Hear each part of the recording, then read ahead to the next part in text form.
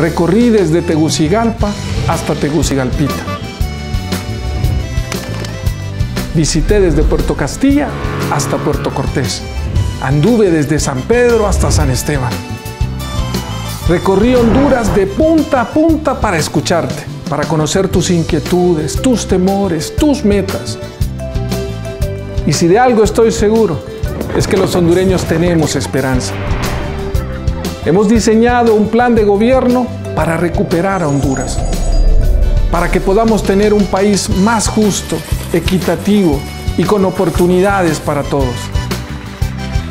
Te invito a acompañarnos en esta cruzada para rescatar nuestros valores, nuestras instituciones, nuestra Honduras. Hoy sí tenemos esperanza. Luis Presidente.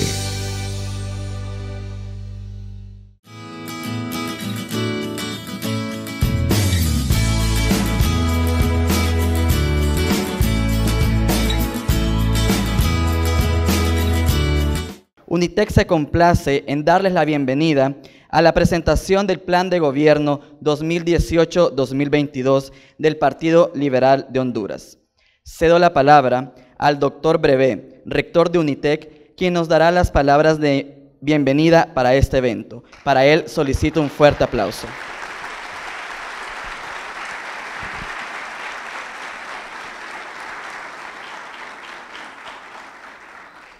Buenos días. A los estudiantes que todavía siguen parados, les invito a que busquen asientos, todavía creo que podrán encontrar algunos asientos. Nos place ver la casa llena. Bienvenido a su casa, ingeniero Luis Zelaya, ex rector y ex presidente ejecutivo de UNITEC. Bienvenida, licenciada Ana Lucía Acosta de Zelaya. Bienvenidos invitados especiales y especialmente bienvenidos estudiantes, docentes, colaboradores, autoridades administrativas y académicas de UNITEC y CEUTEC. En UNITEC, por ser una universidad donde se promueven múltiples ideologías, múltiples escuelas de pensamiento, en este proceso electoral hemos querido incentivar el voto joven. Sentimos que ustedes jóvenes son los que van a decidir el futuro de Honduras. Y por eso hemos lanzado esta campaña Mi Voto Sí Vale, dirigida a jóvenes como ustedes, para que no se queden en las casas y que salgan a ejercer ese derecho de elegir a las autoridades que van a liderar el país. Para planear este evento y el de la tarde y los de San Pedro Sula, tuvimos un debate en nuestro comité ejecutivo. Si invitábamos a todos los candidatos presidenciales y decidimos que íbamos a invitar a los 3 candidatos que tienen más posibilidades de ser electos. Contactamos a sus jefes de campaña y 2 de los 3 que creemos nosotros tienen las mejores posibilidades aceptaron. Hoy está el primero. El ingeniero Luis Zelaya presentará su propuesta de plan de gobierno en nombre del Partido Liberal de Honduras. En la tarde, a las 2 p.m., vendrá el ingeniero Salvador Nasralla a presentar su propuesta de plan de gobierno de la Alianza de Oposición. Y el Partido Nacional lo buscamos, los contactamos, pero no les interesó. Y por eso es que solo van a estar 2 candidatos presidenciales. Hoy lunes, el ingeniero Zelaya a las 10 de la mañana, a las 2 p.m. el ingeniero Salvador Nasralla. Y dentro de 10 días, también van a presentar su propuesta de plan de gobierno en nuestro campus de UNITEC San Pedro Sula. Sin más preámbulo, invito al maestro de ceremonias que regrese para que continúe con el programa y les insto a ustedes, estudiantes, que pongan en la práctica su pensamiento crítico, su capacidad de discernimiento para razonar ese voto y escoger a los candidatos que tienen las mejores propuestas, los que ustedes consideran que están listos para gobernar nuestro país. Muchas gracias.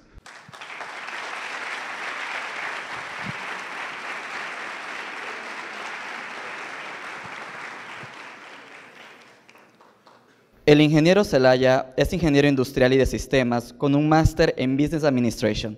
En el ámbito laboral, se ha desempeñado como gerente de la empresa Madera Ticamaya, gerente general de Promusa, y dentro de Unitec se desempeñó como jefe de la carrera de Ingeniería Industrial, decano de la Facultad de Ingeniería, vicerrector de operaciones y finalmente como director ejecutivo y rector de esta institución hasta el año 2016, año en el que decide incursionar en el ámbito político, convirtiéndose esta en una nueva faceta de su vida. Pido un fuerte aplauso para el ingeniero Zelaya, candidato presidencial del Partido Liberal de Honduras, quien nos presentará su plan de gobierno 2018-2022. Muy buenos días. Muchísimas gracias. Muchísimas gracias a los docentes que les dijeron que tenían que venir desde 10:10 a 11:20. Yo ya pasé por eso también. Muchísimas gracias, de verdad. Pero ya que están aquí, disfruten. Cuando uno hace un plan de gobierno, lo primero que tiene que hacer es escuchar. Cualquier proyecto que ustedes vayan a hacer en su vida, escuchen, pongan atención, pero no simulen escuchar.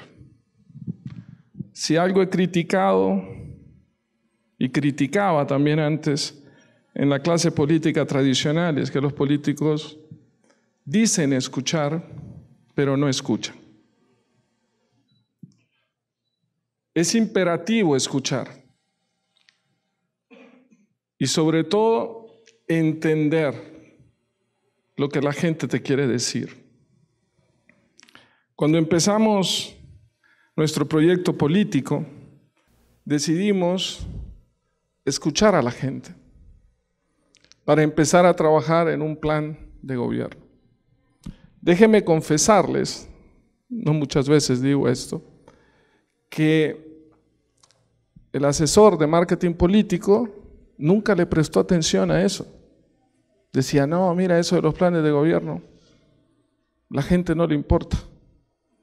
La gente no vota por temas de planes de gobierno.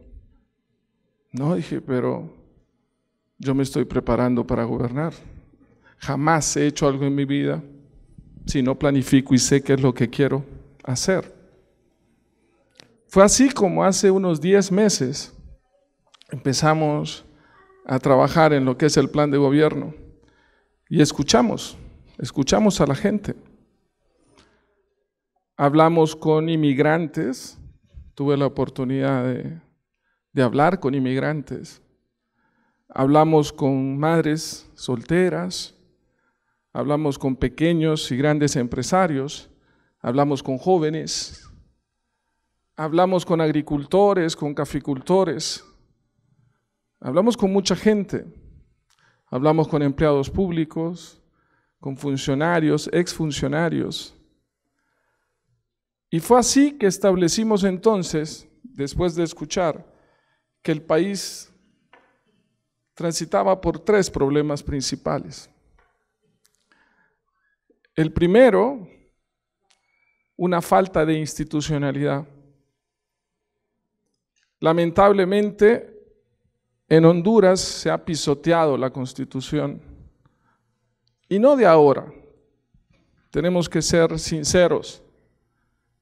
En el 85, el Partido Liberal definió en aquel momento, junto con las fuerzas políticas, Partido Nacional, la fórmula B, que era ilegal, era inconstitucional.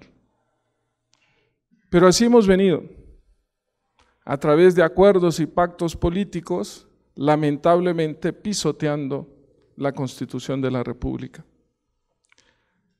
Pero estoy consciente que en los últimos 10 años eso ha empeorado y hemos pisoteado sistemáticamente la Constitución.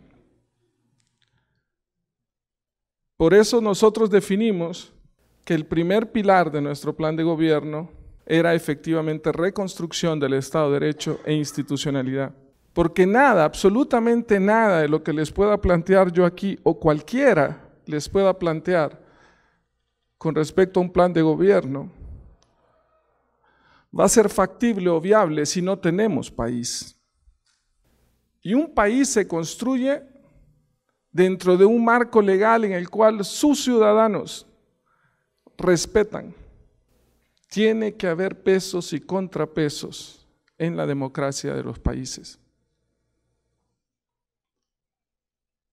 El segundo problema que identificamos fue un modelo educativo fallido. Nuestro modelo educativo no responde a las necesidades que los niños y jóvenes requieren. Nos hemos dejado llevar por lo que otros creen que nuestros niños y jóvenes deben aprender. Y cometimos muchos errores, metimos mucha ideología, llamémosle, a la educación. Pero el error más craso que cometimos en la educación fue que caímos en la trampa de que el Estado y la educación es laica.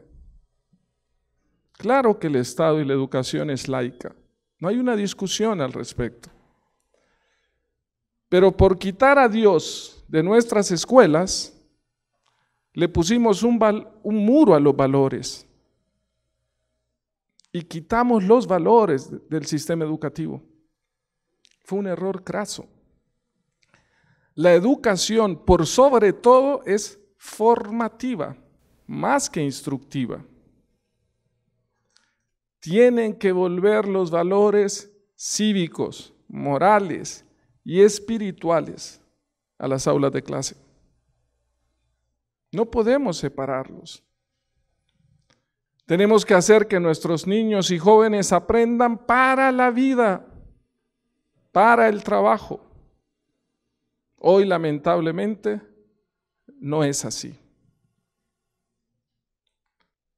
El tercer factor fue un modelo económico basado en el crecimiento.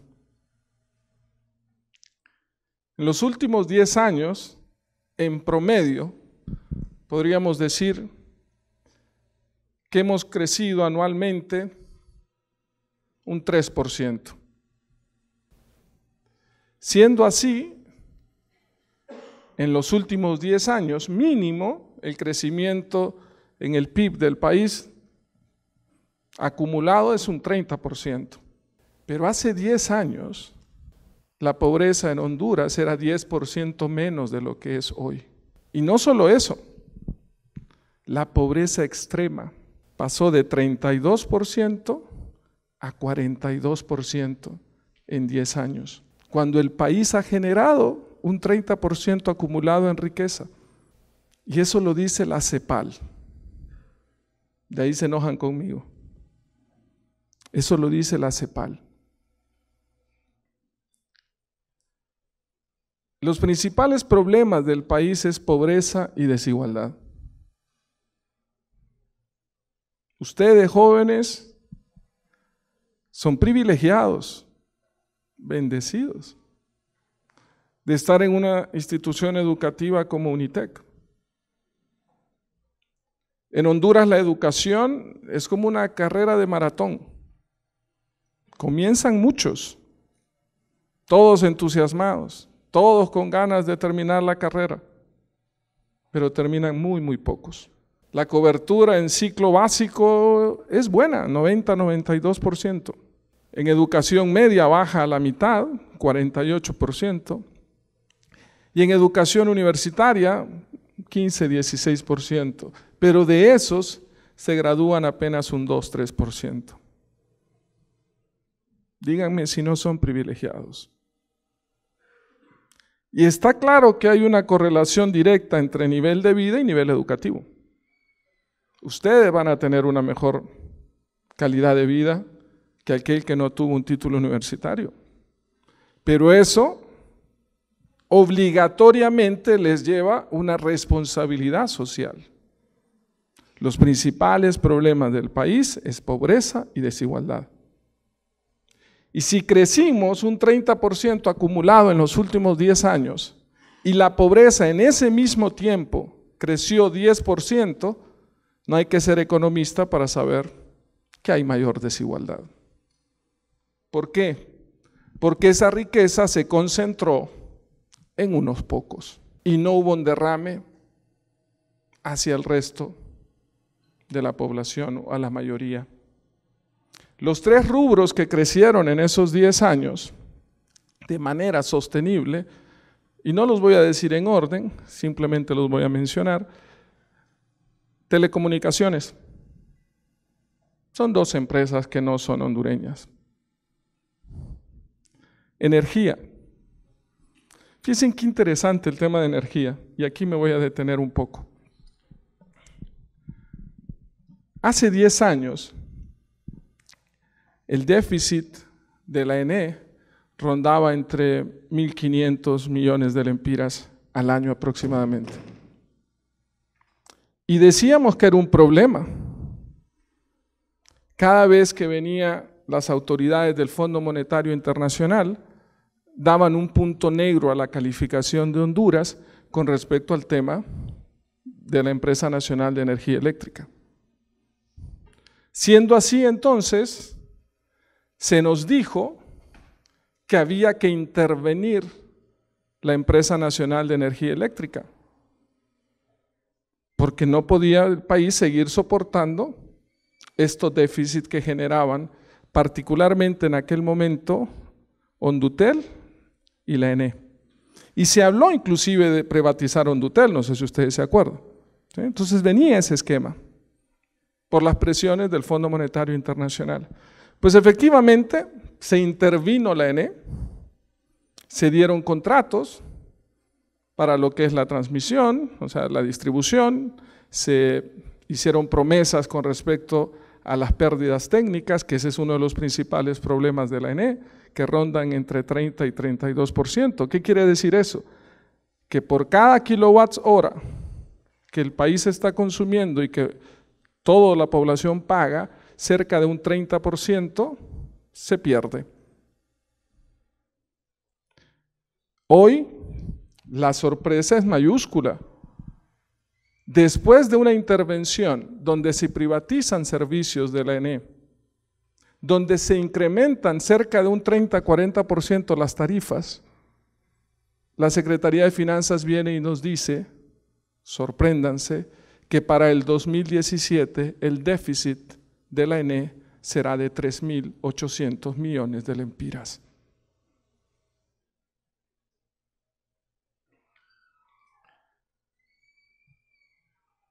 ¿Qué hicimos entonces? Para incrementar tarifas, privatizar servicios y duplicar casi en 8 años el déficit de la empresa estatal de energía eléctrica. El verdadero problema, aparte del que efectivamente existe en la ENE, que es las pérdidas técnicas, son los contratos leoninos. Contratos muchos que están bajo la sombría de una ley de secretos oficiales, donde desconocemos la letra fina del contrato. Misma tecnología, se paga 6-8 centavos en países vecinos. Aquí la pagamos 3 veces más. Asumo que el sol es más caro en Honduras que lo que es en otros países. Y vean qué interesante, el rubro crece. ¿Cómo no va a crecer si estamos pagando 3 veces más de lo que pagan los países vecinos? ¿Y quién paga? Todos nosotros. Aquí estamos usando energía, está el aire acondicionado, está la luz. ¿Y qué creen que va a pasar si la factura de energía eléctrica se incrementa 30-40%? ¿Quién va a terminar pagando eso? Ustedes, con las colegiaturas. Donde más incrementaron las tarifas fue en la residencial. más que en la tarifa industrial. Pagamos 3, 4 veces más. ¿Y eso qué implica? Doble costo. Uno, pagamos más tarifas. Si pagamos más costo de la tarifa, los artículos entonces se vuelven más caros. Y dos, si hay un déficit de 3.800 millones de lempiras, ¿quién cree que lo va a pagar? Nosotros, porque está en el presupuesto. Pagamos doble. El problema es estructural. Hay ineficiencia administrativa, incapacidad de gestión, comprobada, pleca corrupción. 2, contratos leoninos que afectan los intereses del Estado y benefician a unos pocos. Y 3, efectivamente las pérdidas técnicas. El otro factor, el otro que crece, el otro rubro que crece es servicios financieros. La deuda del país en los últimos 8 años pasó de 4.800 millones de dólares a cerca de 12.000, 8 años después. 15.000 según el FOSDE, pero digamos datos oficiales y manejemos 12.000. Casi 3 veces se multiplicó la deuda del país. De esa, se asume que el 67% está en bonos del Estado. ¿Qué quiere decir esto? Que del 100% de la deuda, el 70% pagamos intereses aquí. ¿Y quién se queda con esos intereses? El sistema financiero, que crece. En resumen, de los 3 rubros que crecen en la economía del país, uno no es nuestro, telecomunicaciones. Sus ingresos, su riqueza no se queda aquí.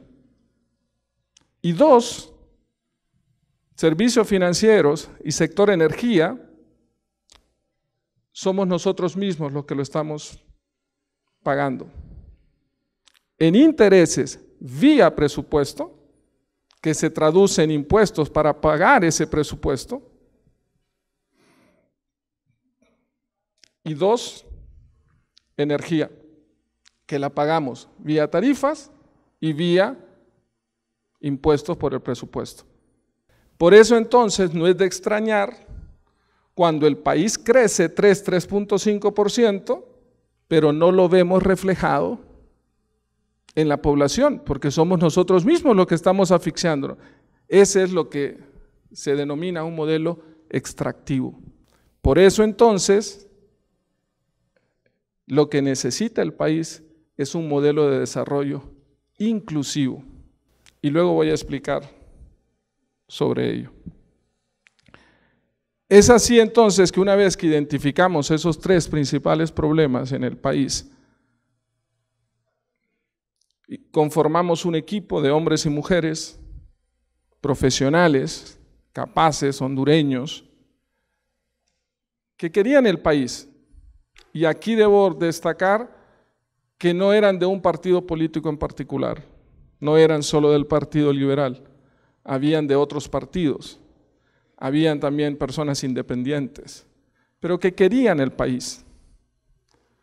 Bajo ese esquema, yo establecí una visión de país y con este equipo de profesionales en su campo, desarrollamos las propuestas para construir un mejor país. Fue así que para resolver estos 3 principales problemas que les acabo de describir, determinamos 5 pilares.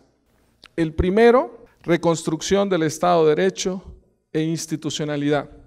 Y ese, por mucho, es el primer pilar. Es el principal problema sobre el cual transita nuestro país. Esa debilidad en nuestras instituciones que no permite que cada una de ellas funcione de acuerdo a los intereses de las grandes mayorías. Hoy por hoy no hay una verdadera independencia de los poderes del Estado. Hay una supremacía entre un poder del Estado y los otros.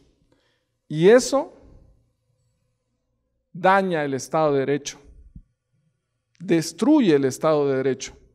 Es imperativo que nuestras instituciones se fortalezcan para que cumplan a cabalidad lo que la ley les da como mandato, sin injerencias políticas ni de intereses particulares. La ley debe cumplirse. Es el marco legal sobre los cuales nosotros como ciudadanos nos debemos regir. Hoy por hoy, eso no es así. Y ese es el problema principal del país. Si las instituciones se fortalecen, entonces debe y habrá un combate frontal a la corrupción y la impunidad. Hoy no es así. Tanto es que ustedes mismos marcharon con los indignados, producto de un caso de corrupción que desbordó la paciencia del pueblo hondureño y que llevó a aceptar que nuestra institucionalidad es débil y no funciona, y que generó lo que es la Maxi. La Maxi no estaría en nuestro país si nuestras instituciones funcionaran. Si la justicia se impartiera en nuestros juzgados, si se investigara en nuestros operadores de justicia. Y el caso llegó al límite. Y yo digo, un límite en el cual nosotros como ciudadanos jamás debimos haberlo permitido. Dejar que nuestros políticos transaran con el crimen organizado es inaceptable, sea del partido que sea. El caso de los cachiros. Víctimas hondureñas. Crímenes cometidos en territorio hondureño. Criminales confesos hondureños, pero jueces y fiscales norteamericanos. Aquí no hay problema, no me pueden quitar la señal. En la sentencia, no es el artículo del New York Times, en la sentencia, y ustedes seguro que son jóvenes acuciosos, entren a la sentencia, porque ahí sí hay documentos públicos de la Corte Federal del Estado de Nueva York. Creo que la jueza se llama Lorna Schofield, no estoy seguro. La juez plasma en la sentencia que el expresidente Porfirio Lobo Sosa recibió $500,000 de la organización criminal Los Cachiros en concepto de soborno, por dos cosas, dice la sentencia: por protección durante su mandato y porque se le otorgaran contratos del Estado. Y aquí voy a decir dos cosas. Uno, si la juez lo plasmó en la sentencia, y muchos de aquí, quizás de ustedes, estudian Derecho y sus docentes son abogados, sabrá que si un juez plasma algo en una sentencia, no es porque alguien lo dijo, es porque es un hecho comprobado, no juzgado, pero sí comprobado, tuvo evidencias sobre la mesa. Y si es un hecho comprobado, plasmado en una sentencia, tengan plena seguridad que la Fiscalía va a actuar de oficio. ¿Cuándo? No lo sé ni me importa, pero va a actuar. Segundo, se quiere descalificar a quien lo dijo, diciendo que es un criminal. Yo siempre he dicho, la verdad es la verdad, la diga quien la diga. No nos ponemos a pensar en lo que dijo, sino quién lo dijo, tratando de desacreditar a quien lo dijo. Veamos. Se supone, de acuerdo a la sentencia, que el soborno se pagó por protección y por contratos en el Estado. Pregunta. Okay. ¿Se capturó a los cachiros en el periodo de Porfirio Lobo Sosa? No. ¿Tenían una esquela de tránsito? No. ¿Se le confiscaron bienes? ¿Podríamos entender que eso es protección? Segundo, ¿se le otorgaron contratos del Estado? Sí. ¿Mintió? No. Por eso la juez lo plasmó. No nos damos cuenta lo que nos han llevado estos políticos irresponsables. Yo tengo amigos colombianos, muy buenos amigos, gente trabajadora, luchadora, así como tengo muy buenos amigos solanchanos, buena gente, pero estigmatizaron todo un país. Y en los años 90 todo aquel que era colombiano era casi sinónimo de narco. Y cuando entraban a los países, les hacían una fila aparte y los registraban 3, 4 veces. Cuando querían hacer negocios, nadie quería hacer negocio porque todo el mundo creía que eran narcos. Pisotearon la imagen de nuestro país. Y eso nos va a costar limpiar por generaciones. Tenemos que rescatar el Estado de Derecho, combatir de manera frontal la corrupción y la impunidad y limpiar la imagen de nuestro país cuando instituciones del Estado fueron usadas para lavado de activos, producto del narcotráfico. El segundo pilar es la reactivación económica para la generación de empleo. Como les decía, los principales problemas del país es pobreza y desigualdad. El hondureño no quiere dádivas. Lo que el hondureño quiere es oportunidades. Las dos principales razones por las cuales los hondureños migran a Estados Unidos principalmente es por inseguridad y por oportunidades. ¿Quiénes de ustedes, levanten la mano, tienen un familiar en Estados Unidos?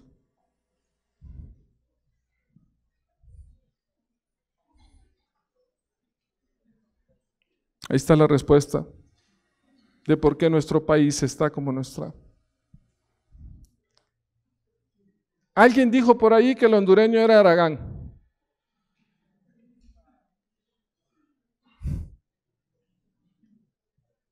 No conoce la historia de los inmigrantes en Honduras. Mínimo tienen 2 trabajos, mínimo. Uno para poder vivir allá y el otro para mandar remesas. Y otros tienen hasta los fines de semana y tienen 3. ¿Saben cómo duermen muchos? El que trabaja en la noche, duerme en la mañana. El que trabaja en la mañana, duerme en la noche. Entonces combinan y usan la misma cama y aprovechan y se ahorran la renta. Otros rentan la sala. O sea, van y duermen en el sofá, les permiten bañarse antes de las 7 de la mañana y luego salir y regresar a las 10 de la noche cuando los demás ya están dormidos. Ese es el hondureño Aragán. Es imperativo crear empleo, pero crearlo aquí, en nuestro país. No es a través de un sistema populista o asistencialista que el hondureño va a salir de la pobreza. El hondureño lo que quiere es trabajo, llevar dinero al bolsillo, pero producto de su esfuerzo. Para eso hemos definido 3 pilares para la generación de empleo. No es agua azul, ¿verdad?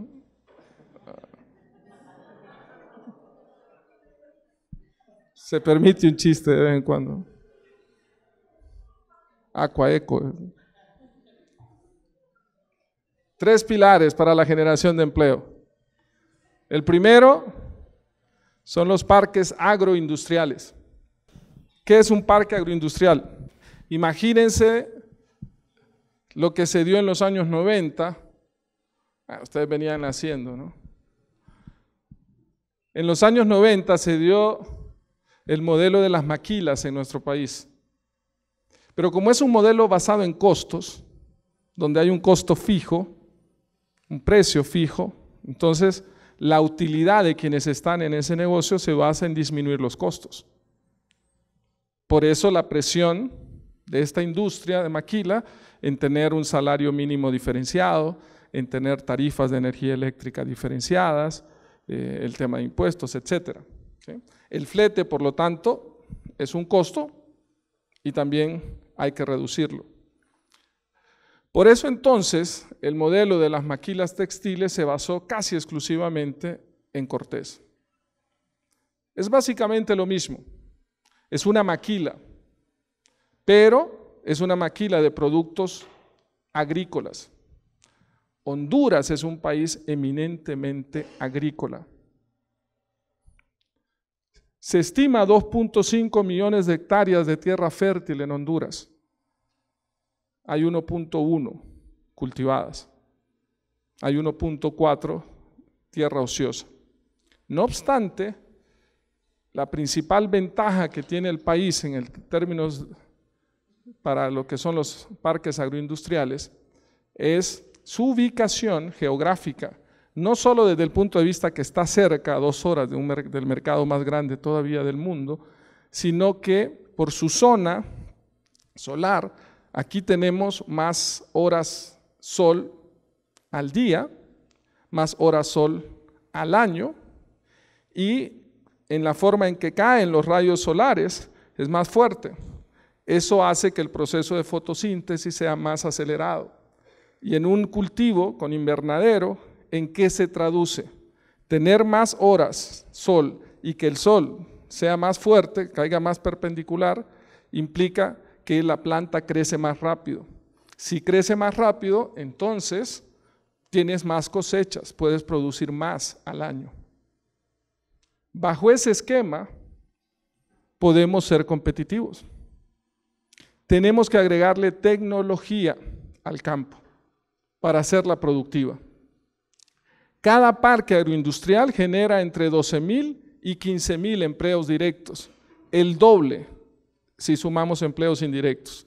De esos, muy importante, el 85% son mujeres. Dar trabajo a la mujer es ya de por sí un modelo de desarrollo inclusivo. Según estimaciones, las mujeres del salario que reciben, el 90% lo invierten en su familia. Hombres se reduce a 45, 50%. Dar trabajo a la mujer es hacer que el país avance. 85% de los empleos que se generan en los parques agroindustriales son mujeres. Y tiene un valor. En la industria textil nosotros importamos la materia prima. En los parques agroindustriales la materia prima es nuestra. Y el producto, el 96% es de exportación. Y vean cómo funciona un modelo de desarrollo inclusivo. Yo soy muy visual, en toda mi vida he sido muy visual. Me gusta ir y ver las cosas. Viajé a Alemania hace unos 4 meses, invitado por la Fundación Naumann, que apoya a los partidos liberales a nivel mundial. Y les dije 3 temas sobre la mesa. El tema de los parques agroindustriales, el tema de la educación técnica vocacional, donde Alemania es el estado del arte, y el tema de gobierno electrónico, donde Estonia es el ejemplo a seguir. Pero vimos casos interesantes de Kenia, cómo están llevando en África ese modelo de inclusión digital. Y en Alemania me recomendaron ir a Querétaro, porque ahí la cooperación holandesa estaba llevando proyectos. Y fue así que visité Querétaro. Algunas cosas me las reafirmó, otras cosas me hizo cambiar de opinión. Primero, hace 10 años, apenas 10 años, en Querétaro no existía un tan solo parque agroindustrial. Hace 10 años no había un tan solo parque agroindustrial en Querétaro. Hoy, 10 años después, Querétaro es el estado de mayor crecimiento económico en México, porque ha basado su desarrollo en 2 anclas: la industria aeronáutica, que tampoco existía hace 10 años, y 2, agroparques. Yo critico ese modelo 2020. Se los dije cuando era rector. Me invitaron una vez y ahí ya no me volvieron a invitar. Eran unos colombianos.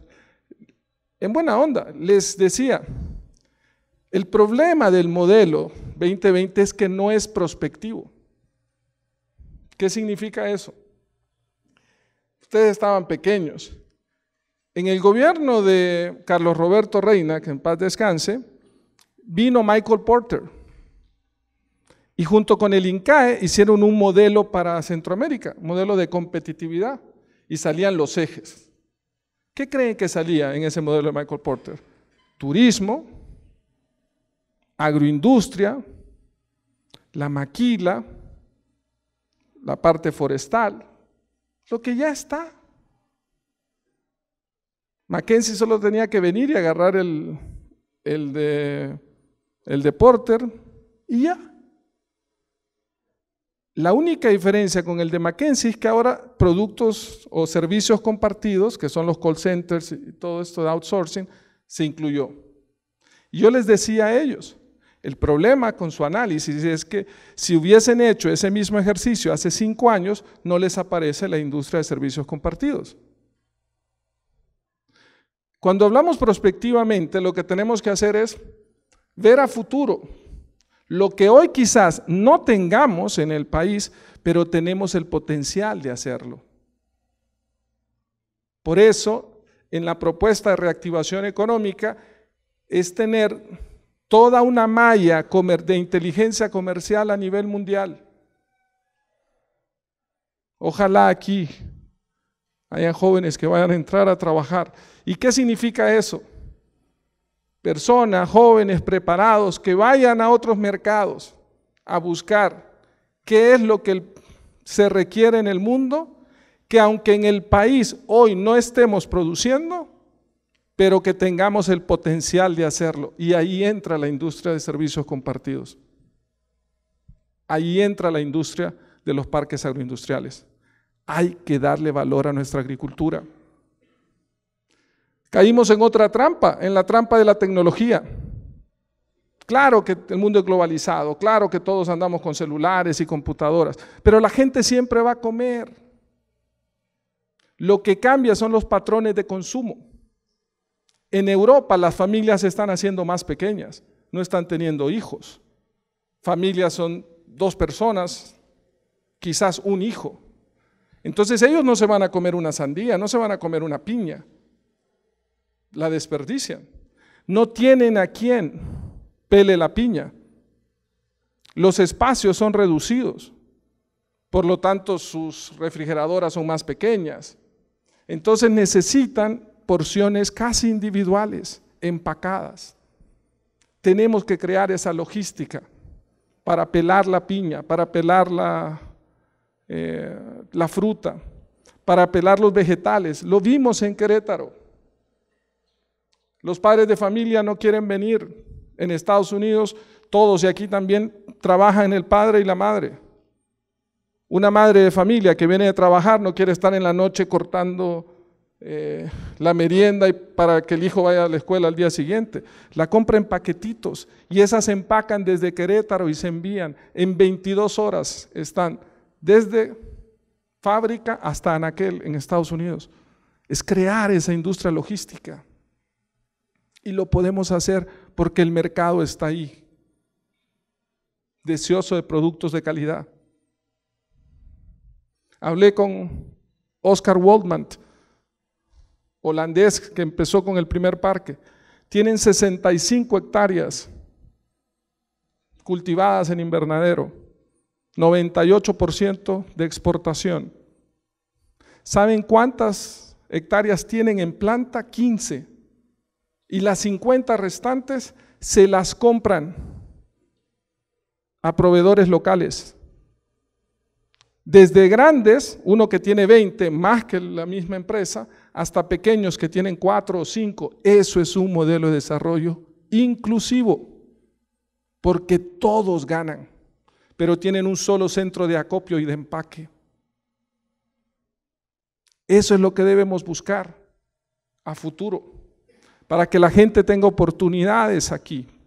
Y la parte logística, hace 10 años Querétaro no tenía un aeropuerto logístico. Hoy es el tercer aeropuerto logístico de México. Primero Ciudad de México, segundo Guadalajara, el tercero Querétaro. Ya desplazó a Monterrey. Otra cosa más, durante este periodo de 10 años en Querétaro de desarrollo, han pasado 2 gobernadores de diferentes partidos políticos. Eso es importantísimo, porque no importa el partido político, cuando un modelo de desarrollo funciona y es de beneficio para todos, se empodera por encima de lo político. Eso es importante. Y el otro factor de lo que es un modelo de desarrollo inclusivo es que beneficios fiscales no hay. Le pregunté a Oscar Waldman, ¿cuál es el beneficio fiscal que tienes? Ninguno. Ustedes saben que son invernaderos, entonces se utiliza mucho la fibra de coco. La importan de Sri Lanka. Aquí desperdiciamos el coco. Podemos crear industrias complementarias que den servicio. Y vean cómo es. En Guadalajara, durante el día, el aeropuerto de Guadalajara es un aeropuerto de pasajeros. En la noche se convierte en un aeropuerto de carga. Y todo el sistema de bodegaje, todos los frigoríficos que se necesitan para tener ahí los productos perecederos, es privado. Aquí podríamos hacer lo mismo. El aeropuerto Villeda Morales fácilmente puede convertirse en un aeropuerto logístico, que durante el día sea aeropuerto de pasajeros y en la noche se convierta en un aeropuerto logístico, como Guadalajara. El aeropuerto de Golosón en La Ceiba está subutilizado. Fácilmente puede convertirse en un aeropuerto logístico para productos en Colón y en Atlántida. Pero, ojo, yo no tengo terrenos al lado del aeropuerto del Golosón, ni del Villeda Morales, ni me interesa tener, ni quiero asociarme con nadie para tenerlo. El país puede desarrollarse con la infraestructura que tiene. Parques agroindustriales, la industria de servicios compartidos, que son los call centers, pero no solo eso, es también todo lo que tiene que ver con diseñadores gráficos, contadores públicos, servicios médicos, todo aquel servicio que hoy pueda hacerse de manera remota, utilizando la telemática. ¿Qué se puede hacer de aquí? El país tiene una buena conectividad. Y tercero, privilegiar a la industria local. ¿Cómo puedo privilegiar a la industria local? Primero, bajando la carga impositiva. Honduras es el país que tiene la carga impositiva más alta de Centroamérica. Eso le resta competitividad. Si le resta competitividad, entonces, ¿qué va a pasar? Menos empleo. Fíjense qué interesante, en el índice global de competitividad, Honduras cayó 8 posiciones. Nicaragua aumentó 10 posiciones. Hoy por hoy es más competitiva Nicaragua que Honduras. ¿Cuál es la calificación Moody's de Nicaragua? Ni tiene, no aplica. Ese no es el modelo. Vayan a Danlí y pregunten cuántas fábricas de puro en los últimos 4 o 5 años se mudaron de Danlí a Nicaragua. Al menos 10. Pregunten cuántas empresas de Nicaragua se mudaron a Honduras. 0. Allí está el problema. Tenemos que privilegiar a la industria local, particularmente a los pequeños y medianos empresarios. Vamos a crear lo que es el Centro Nacional de Emprendimiento, emulando el ejemplo que tienen México y Uruguay. Pero cuando creamos emprendimiento no solo es un tema de financiamiento, es un tema de seguimiento, creación de los planes de negocios, formación y capacitación. Si nos vamos simplemente a dar dinero, la tasa o la probabilidad de que falle ese negocio es un 90%. Es dinero desperdiciado y la gente queda endeudada. Hay que darle seguimiento. Y sobre todo, yo personalmente creo en la innovación tecnológica. Creo en la innovación con base tecnológica. Vamos a apostar fuerte por los jóvenes. Pero piensen en un mercado global. Vamos a quitar el 1.5%. Se enoje quien se enoje, me critiquen quien me critique, porque es confiscatorio y resta competitividad a las empresas. El tema no es, como dijeron por ahí, que van a incrementar un 1% a los préstamos, que eso va a aumentar la carga tributaria para un programa de viviendas. No, lo que necesitamos es que la gente tenga oportunidades, trabaje y sea capaz de poder pagarse una vivienda.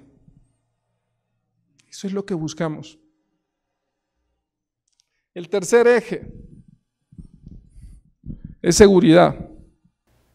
La seguridad se ha visto únicamente desde una perspectiva, que es reacción.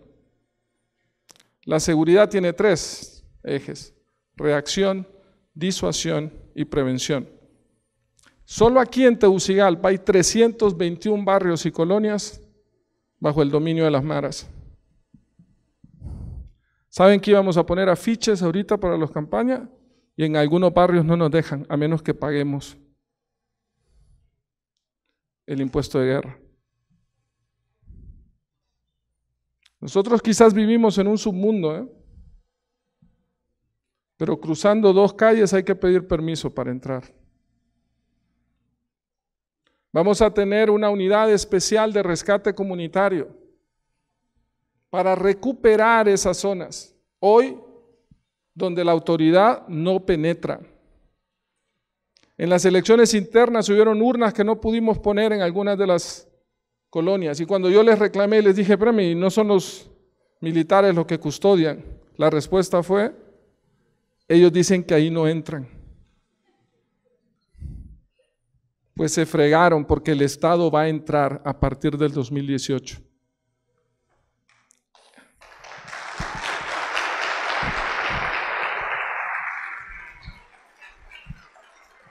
Es nuestro territorio. Son hondureños los que viven ahí. Tenemos que rescatarlos, viven con miedo. Pero inmediatamente que los rescatemos, tiene que haber una intervención social. Y en esa intervención social Tienen que estar los servicios básicos. Tenemos que migrar hacia una policía comunitaria. Tenemos que invertir en prevención. Vamos a crear los centros de excelencia académica, artística, deportiva y de liderazgo, adscritos al modelo educativo. ¿Qué quiere decir esto? Que si un joven está en la mañana en la escuela, en la tarde tiene que ir obligatoriamente a estos centros de excelencia. El 92% de los crímenes cometidos en Honduras son jóvenes, varones, entre 18 y 30 años. Las dos razones principales por las cuales un niño de 10, 12 años entra a la Mara es por hambre y por sentido de pertenencia. Me sorprende cuando alguien dice, y no me hace más que reflejar la ignorancia sobre el problema, cuando le dice, yo le digo a los padres de familia que cuiden a sus hijos, que no los dejen solos, porque quien mal anda, mal acaba. Ignorante. El 42% de las familias en Honduras son madres solteras. No tienen con quién dejar a sus hijos. Tienen tres opciones: o los dejan encerrados en su casa, literalmente encerrados, y donde el niño de 10, 12 años tiene que cuidar a su hermanito de 3 y de 2. O lo dejan con parientes si tienen esa oportunidad, o los dejan con sus vecinos. Pero no entiendan que el concepto vecino es igual de nosotros, que tenemos 20 años de tener a nuestros vecinos. El 90% de las violaciones que se dan en niños y adolescentes, ¿quiénes creen que son los culpables? Los vecinos. Vayan a los mercados y van a ver que el 80% son mujeres las que están en los puestos y sus hijos están ahí al lado porque no tienen dónde dejarlos. Tenemos que rescatar a nuestra juventud. Disuasión. El principal disuasor es cumplir con la justicia. Del 100% de delitos cometidos en Honduras, el Ministerio Público solo tiene capacidad para un 20%, investigar. Y de esos se judicializan apenas el 4%. ¿Qué quiere decir en pocas palabras? Alguien comete un delito en Honduras y solo tiene 4% de probabilidad de que lo atrapen. El cuarto pilar es educación, salud y prevención social o protección social. Educación, vamos a cambiar el modelo educativo. Creo en la educación técnica vocacional. Vamos a transformar el INFOP en un centro de educación superior técnico vocacional, bilingüe, tecnológico, pertinente, orientado al empleo y con espíritu emprendedor. Vamos a cambiar el currículum para la empleabilidad. Vamos a poner clases de emprendimiento y de inglés en toda escuela pública. Vamos a retomar los valores en las escuelas públicas. Nadie, absolutamente nadie, nos puede decir cómo vamos a educar a nuestros hijos, sin ninguna condición. La salud hay que descentralizarla. El 70% de los pacientes que llegan al Hospital Mario Catarino Rivas o al Hospital Escuela vienen del interior del país. Los remiten con una receta. Tenemos que tener una sola plataforma tecnológica para que el expediente que haya en un hospital en Choluteca sea el mismo y pueda visualizarse en Juticalpa, en La Ceiba, en Tela, en Cucuyagua, en Copán o donde sea. Aquí hay algunos que estudian medicina, ¿no? Se fregaron, les va a tocar tener turnos en la tarde. Fíjense, con el solo hecho de establecer consulta externa en la tarde, duplicamos la capacidad de atención. Hoy, y no estoy siendo irónico, literal, si hoy llega alguien al hospital escuela a pedir una cita con un médico especialista, se le atiende hasta febrero. Así de sencillo. ¿Por qué? Porque nos confundimos, y disculpen aquí los médicos, los que estudian medicina, creímos que el cliente era el médico, porque poníamos la atención en la mañana para que el médico entonces en la tarde pudiera atender su consulta privada. No. Cuando hay todavía muchos médicos desempleados, la consulta externa debe ser en la mañana y en la tarde, para duplicar la capacidad de atención y descentralizar para que hayan médicos especialistas en los hospitales regionales. Tenemos que descentralizar la salud. Protección social es un modelo de protección. Mi esposa viajó a España y vio lo que son los centros de atención al adulto mayor, a la niñez, a las personas con discapacidad, que son los sectores más vulnerables. Cuando hay violencia intrafamiliar, que se ha triplicado en los últimos años,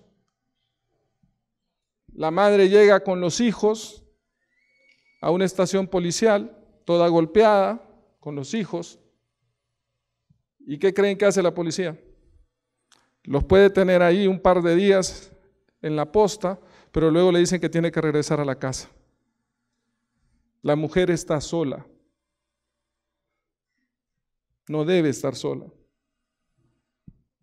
Y por último, el quinto eje es un gobierno eficiente y tecnológico.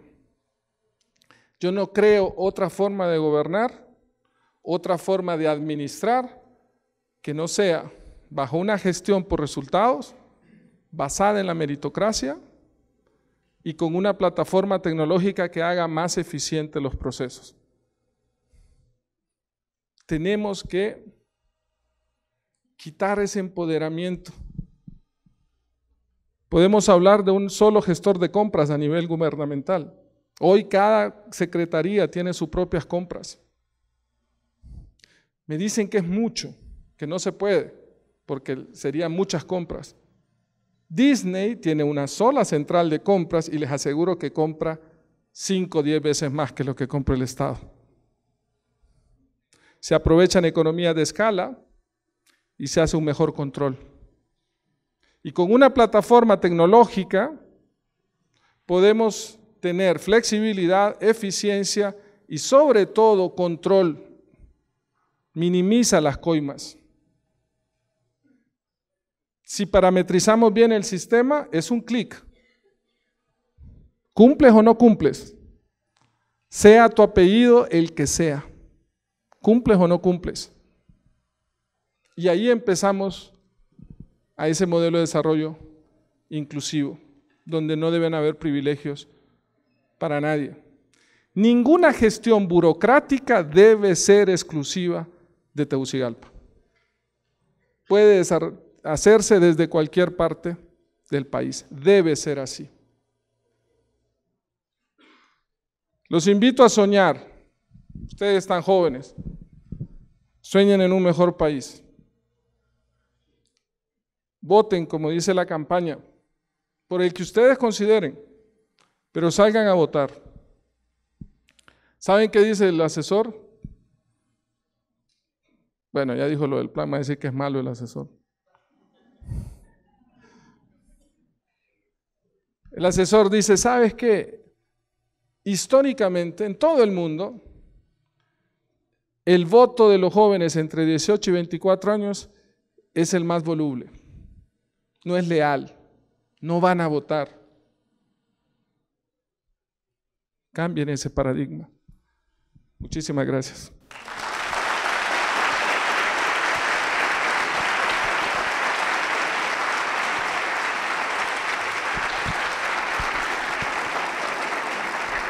Agradecemos al ingeniero Zelaya por esta presentación de su plan de gobierno y asimismo damos paso a lo que es el espacio para preguntas y respuestas. La dinámica será que la persona que tenga una pregunta, favor levantar la mano que se le asignará el micrófono.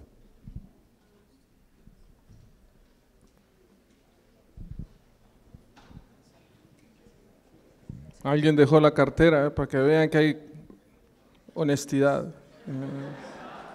No, un muchacho le vino a dejar, creo, eso era, ¿verdad? Alguien dejó la cartera aquí, si le dicen. Buen día, ingeniero. Mi nombre es... Sí, buen día. Mi nombre es Alan López, estudio Ingeniería en Mecatrónica y Telecomunicaciones. Tengo una pregunta bien específica, que la formulé también con la ayuda de mi papá.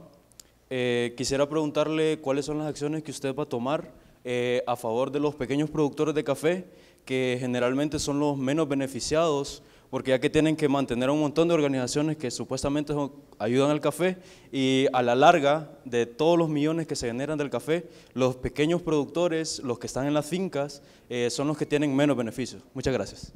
Gracias, Alan.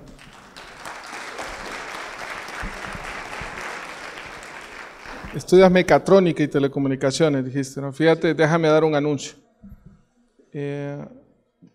Yo participé en la creación de la carrera de mecatrónica. Cuando empezamos a hablar, me dijeron que estaba loco, que qué era eso.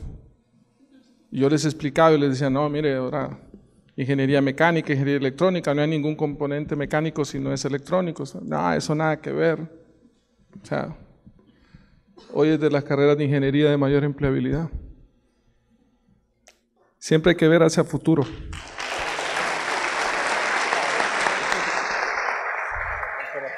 Como te decía, me reuní con caficultores y es algo que hemos adicionado al plan de gobierno. Vamos a crear una Secretaría del Café. Esa Secretaría del Café va a tener 3 ejes principales.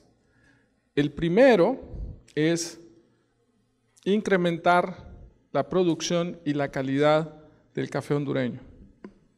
Segundo, ver a futuro, y volvemos con el tema de los parques agroindustriales, ver mercados y subproductos que puedan generarse del café. Y tercero, lo más importante es velar, asegurarse, porque en la cadena de valor del café sea de verdad una relación ganar-ganar, donde ganen los productores, ganen los intermediarios y gane el exportador. Pero hoy se dan cosas no adecuadas, llamémosle, ¿no? Por ejemplo, usas el precio de referencia de la exportación, pero el exportador crea otra empresa, ¿me explico? Entonces la compra a Miami a menos del valor y él se autovende a sí mismo con la otra empresa, pero pone el valor más bajo de la compra. Eso no se puede aceptar. Entonces hay que establecer esa banda de precios. Costa Rica lo tiene, Colombia lo tiene, para asegurarse que la riqueza le genere a todos. Más de 150,000 familias viven del café. Y lo otro, lo he dicho, vamos a revisar el fideicomiso del café, esa retención que se da, porque efectivamente queda en pocas manos y hay una monopolización del sector café. No hay monarquías en Honduras, ni café, ni nombres, ni apellidos, eso se los vamos a arrebatar.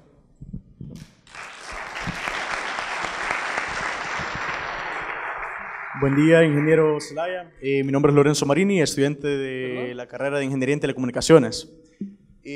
Con respecto a este rubro, mi pregunta es, ¿qué planes tiene usted para la empresa hondureña de telecomunicaciones, Hondutel?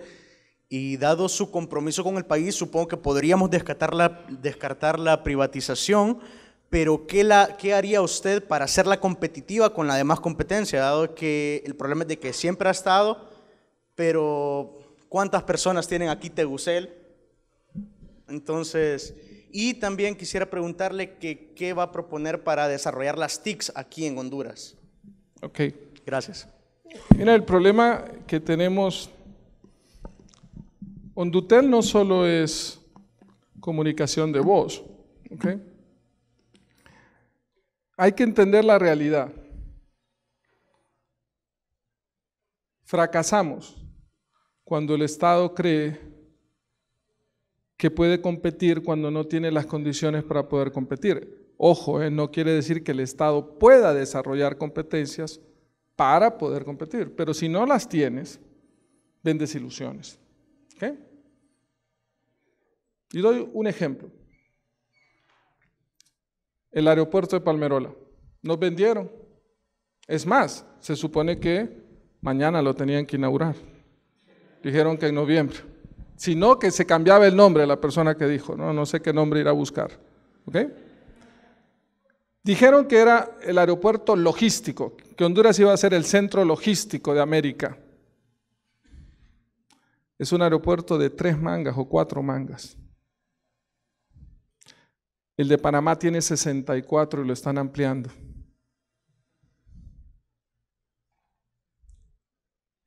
No es cierto.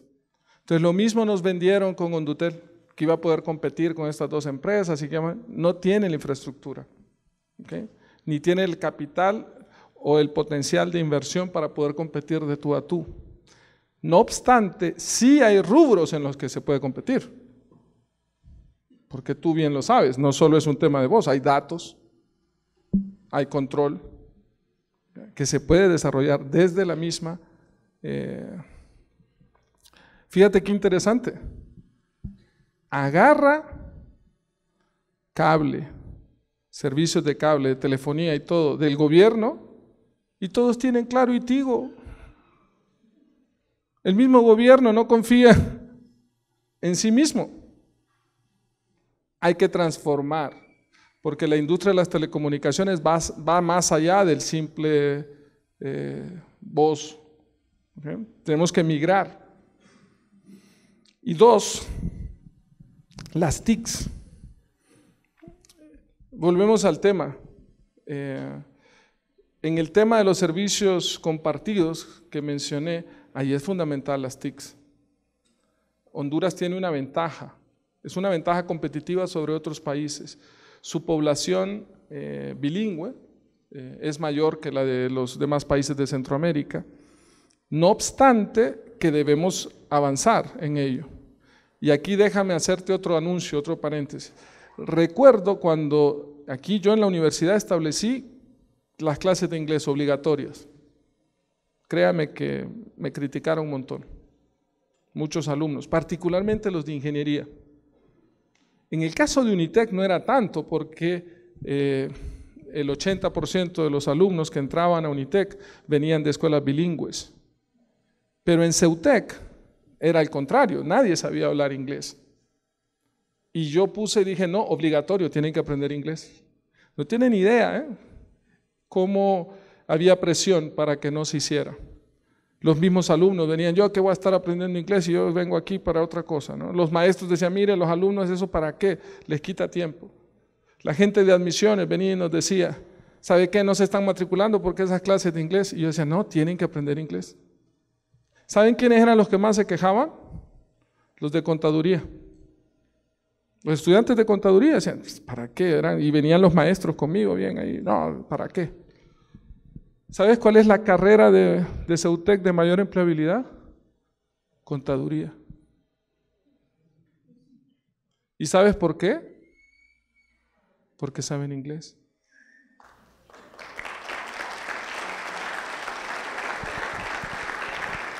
¿Y sabes por qué?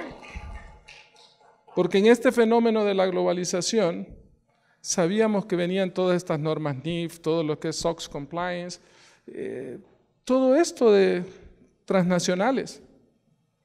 Y ningún contador sabía hablar inglés. A veces, muchas veces más bien, el líder tiene que pensar hacia allá e inclusive aceptar críticas de aquellos que se van a ver beneficiados con la decisión que tome. Pero no importa. Gobernar no es un tema.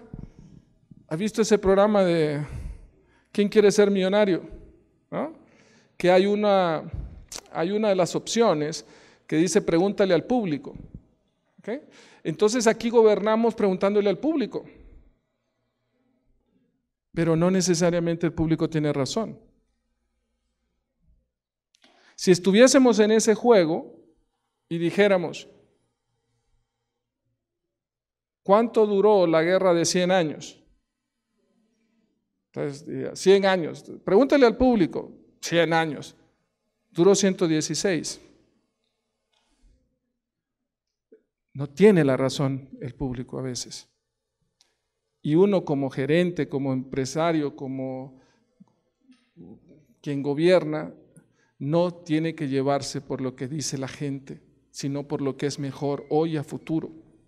Y en el tema de las TICs debe haber obligatoriedad en el sistema educativo y debemos establecer la plataforma para que en los servicios compartidos las TICs sea la base para poder exportar servicios.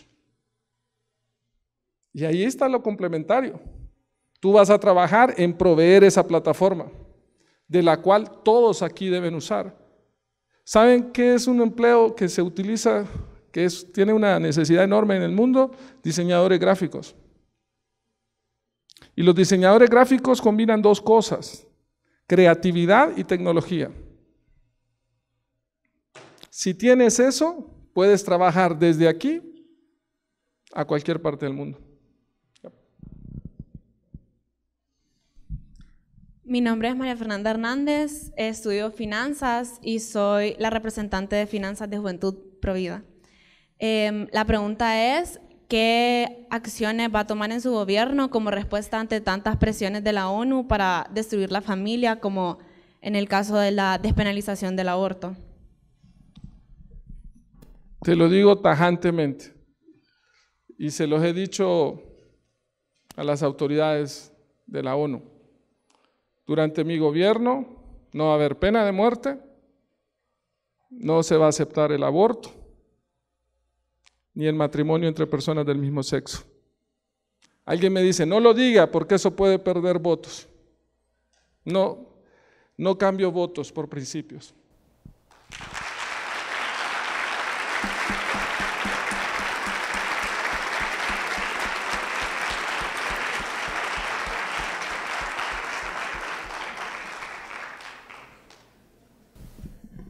Buenos días, ingeniero.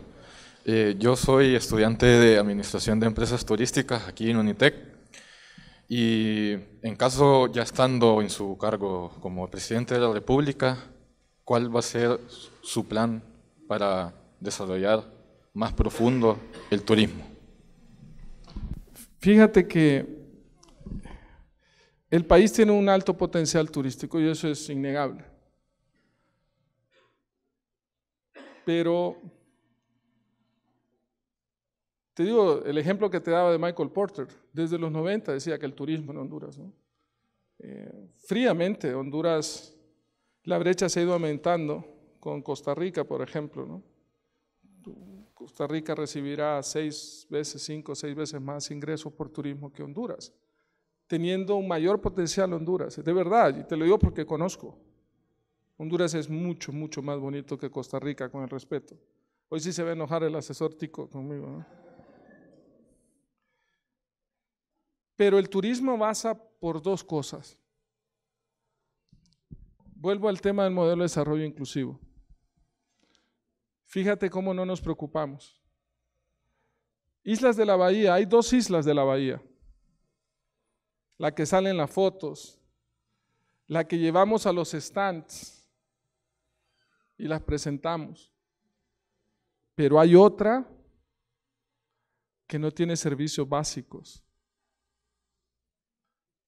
No hay una carretera.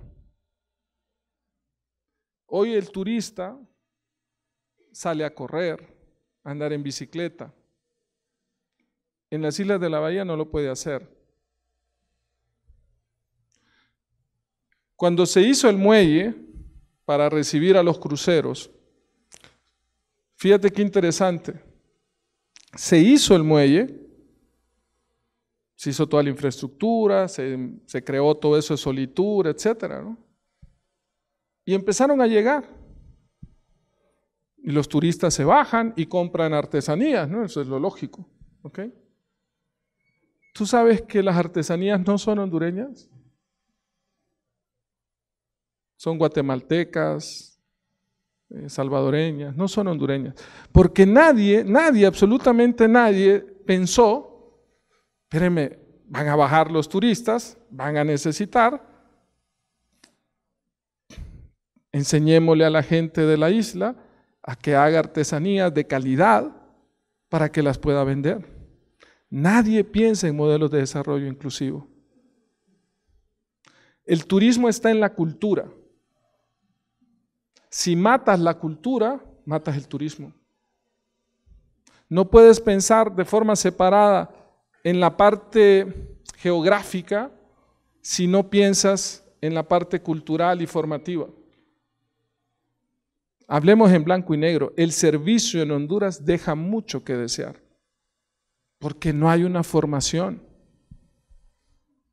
Vayan a México, vayan a Colombia, se van a dar cuenta que el servicio es mucho mejor. Luego el tema competitivo. Un paquete turístico es más barato para Dominicana que para Islas de la Bahía. ¿Qué tienes que hacer entonces si vas a pagar más? Pues darle un plus. ¿Y cuál es ese plus? Servicios, la belleza natural que ya la tienes, ¿no? Y saber que estás apoyando. Créeme que el turista, si ve que eso que está comprando apoya, lo va a hacer. El país tiene mucha riqueza. Te digo, yo estoy acostumbrado a que me digan que estoy loco, varias veces. ¿Sí? En mecatrónica me lo dijeron, en gastronomía me lo dijeron. Con gastronomía me dijeron, no lo hagas. Empresarios grandes del país. Nosotros intentamos, no se pudo. Ahí está. ¿Y sabes qué es lo más importante? Que a lo mejor, lo más seguro, es que estos muchachos de gastronomía se van a graduar. Yo no voy a estar en la graduación, ni se van a acordar, pero espero, dentro de 10 años, llegar como expresidente a uno de estos restaurantes, de estos jóvenes, que traigan la cultura hondureña, que le den un plus a esa cocina hondureña que es riquísima, y me como un buen plato. Y si el muchacho ni cuenta se da, en mi interior yo voy a decir, ve, gracias a mi idea me estoy echando este buen plato en este restaurante. Honduras tiene una riqueza culinaria enorme, ¿eh? Más que Costa Rica, más que El Salvador. Te lo digo porque cuando estuvimos en la carrera, lo vimos con los que lo desarrollaron. Chef, está la riqueza caribeña de todo el Caribe hondureño. Está toda la parte de Occidente, que es una particularidad. Toda la parte de Olancho. Aunque alguien ande diciendo ahí que a mí no me caen bien los olanchanos. Mentira, me gusta la comida olanchana. Ahí hay una riqueza de una fusión española con hondureña. Entonces el turismo es más que geografía. El turismo es la gente. Tú regresas a un país principalmente por la gente. Visitas el país por temas geográficos, pero regresas por la gente. Tema geográfico hay que cuidarlo. Hay que cuidar el patrimonio. Hay que cuidar a través de la municipalización. Te doy un ejemplo. De los ingresos que entran al parque arqueológico de Copán, el 90% se viene aquí y no se reinvierte. Y si vas, discúlpenme, pero está sucio. Los baños son un asco. O sea, Hay que reinvertir para mejorar las condiciones. La carretera no sirve, está destruida. Lo que pasa es que tenemos memoria corta, principalmente en los medios de comunicación. Pero hace 3 años nos vendieron que iba a haber un aeropuerto que iba a traer no sé cuántos, 50,000 turistas. Mentira. Hicieron un viaje y el vicepresidente designado, viajó a Trujillo. ¿Se acuerdan? Hasta lo criticaron porque se metió ahí al mar para recibir a los turistas. Se bajan 5,000 turistas de un crucero en Trujillo, se acabaron los refrescos. No es broma, no hay hielo, porque no hay la infraestructura. Las cosas tienen que ir. Entonces, cuidar la geografía antes de promoverla, más que promoverla, cuidar la geografía, cuidar nuestros recursos turísticos, cuidar el arrecife. En nuestro plan de gobierno tenemos establecido la creación del Centro de Investigación de Recursos Costeros y Marítimos, que tenga 3 objetivos. El primero, cuidar el arrecife. Nadie lo está cuidando como debe. Segundo, aprovechar toda la costa. Si ya me boicotean aquí, ya estoy fregado. Y tercero, sueño, yo soy un soñador, sueño que haya un acuario bonito. Ahí están los renders. Cierro con esto. Recuerdo cuando fui a Perú, me llevé no voy a quemar a quién porque es mala onda, llevé a colegas a ver la Escuela de Artes Culinarias en Perú, cuando íbamos a hacer lo de gastronomía. Y al salir de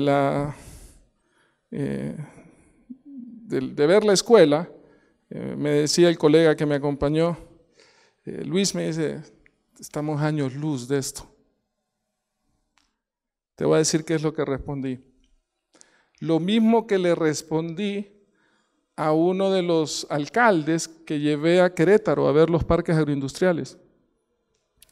Salimos de ver una planta, eran 70 hectáreas, era grandísima, y salimos y el alcalde, aquí sí voy a decir el nombre, Paquito Gaitán de Cantarranas, me dijo, Luis, estamos años luz de esto.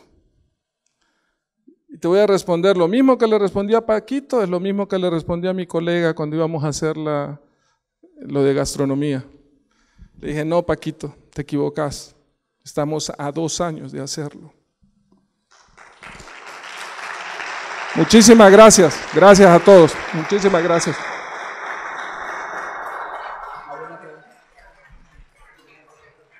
Perdón, había una pregunta más, perdón. Por motivos de tiempo daremos paso a nuestra última pregunta hacia el ingeniero Zelaya. Disculpe, no es que no quería que le hiciera. Porque... Buenos días, mi nombre es Rafael Segura, soy estudiante de la carrera de Relaciones Internacionales. Cuando decidí entrar en la carrera, como muchos de mis colegas, siempre nos dicen, no, te vas a morir de hambre. No lo hagas. Pero decidimos tomar este reto porque somos jóvenes y nos vamos a enfrentar a muchos retos en nuestra vida. Pero principalmente, aunque existen muchos rubros de trabajo en la carrera de Relaciones Internacionales, le pregunto a usted, con certeza y con sinceridad quiero que me responda. ¿Va a renovar en la Secretaría de Relaciones Exteriores y Cooperación Externa? ¿Van a poder mis colegas y Rafael Segura ir con su currículum en mano, sin ninguna firma de político?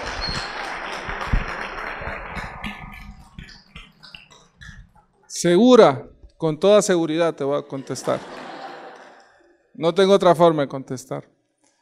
Fíjate que es interesante el fenómeno de la carrera de Relaciones Internacionales. Cuando el golpe de Estado en el 2009, hubo un repunte. Un montón de estudiantes se matricularon en esa carrera y nos pareció en ese momento interesante, pero a la vez una alta responsabilidad, porque después de lo que había sucedido en el país, que jóvenes se interesaran en ello, es porque realmente querían a su país, con toda y la salvedad de lo que tú acabas de decir, que los padres le han dicho, te vas a morir de hambre si estudias eso, no estudies eso. O sea, de verdad, a mí me llamó la atención en ese momento. Dos cosas, y te lo digo de verdad con toda franqueza. Uno, voy a despolitizar la Secretaría de Relaciones Exteriores.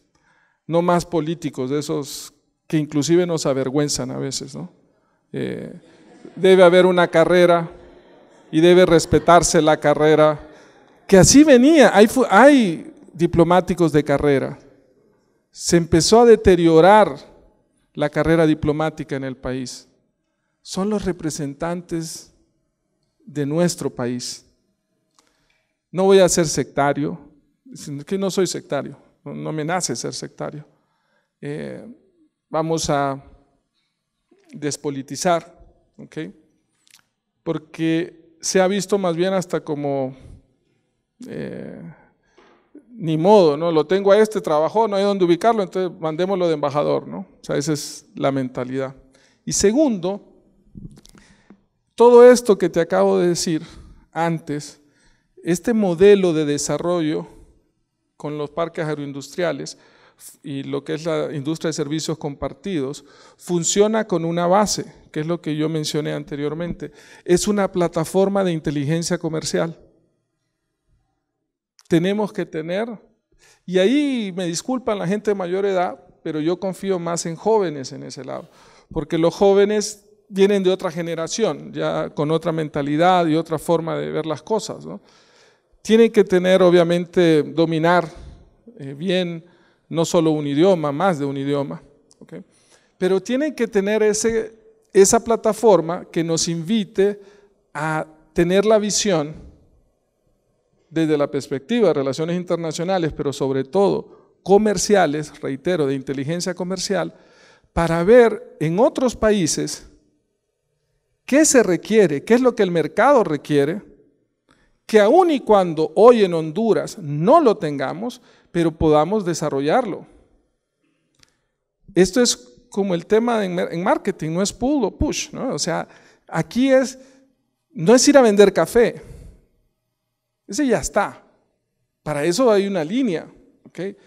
¿Qué es lo que hay en otro lado? Te doy un ejemplo. Cuando estaba aquí en Laureate, en Unitec, viajaba frecuentemente, ¿okay? Y pues nos hospedábamos en hoteles más o menos buenos, ¿no? Entonces en el Ritz nos hospedábamos. De ahí dicen que soy soberbio y prepotente, así que, pero ni modo, yo no pagaba Laureate. Entonces vienen, ¿ok? Y en el desayuno recuerdo claramente en uno de los viajes que íbamos, que decía mermeladas exóticas, y tenían todo el anuncio.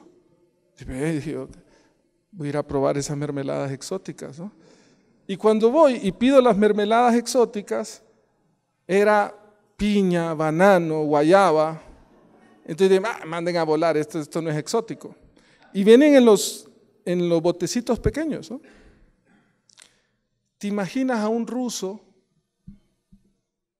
probando una mermelada exótica de piña, de esa piña dulce que se da en el lago Yohoa?